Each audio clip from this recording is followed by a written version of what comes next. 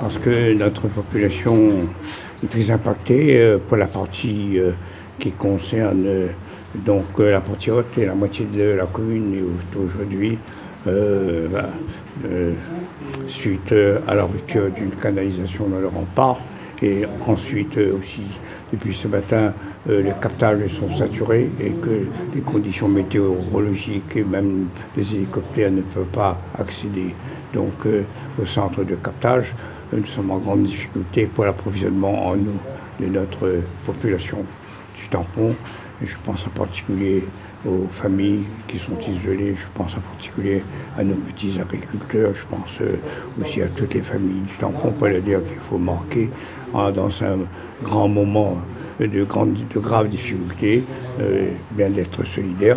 Et c'est pour cette raison que ce matin, le maire de Saint-Pierre, le président de la CIVIS, Michel Fontaine, avec son équipe technique et certains collègues du conseil municipal sont venus nous voir, nous rencontrer pour nous apporter leur solidarité. Nous sommes donc dans un état où il faut mettre en place tous les moyens pour apporter de l'eau à notre population.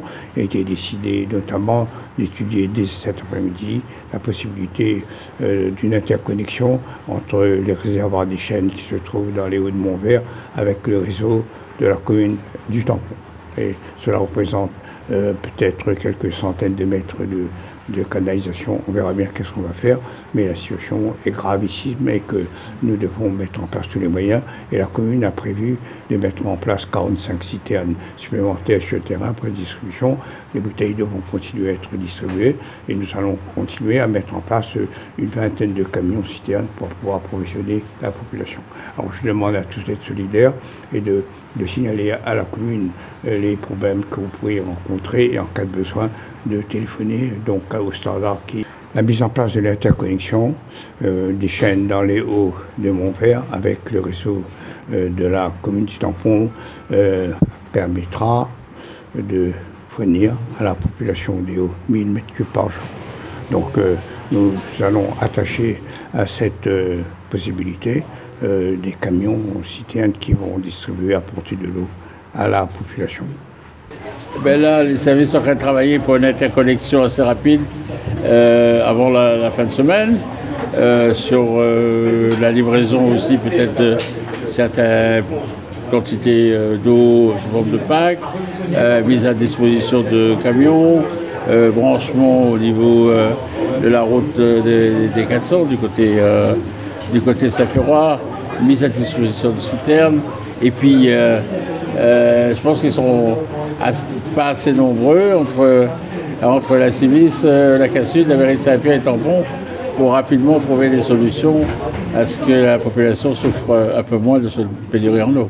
Pourquoi vous pensez que le problème il va pas être résolu rapidement enfin, il y a plusieurs problèmes. Hein. Il y a le problème qui est le manque d'eau, il y a aussi le problème des éboulis, ça on n'arrive pas à contrôler. Et puis il y a un problème qui a fait le jour aujourd'hui, qui apparaît aujourd'hui, c'est effectivement la mise en marche rapide des forages.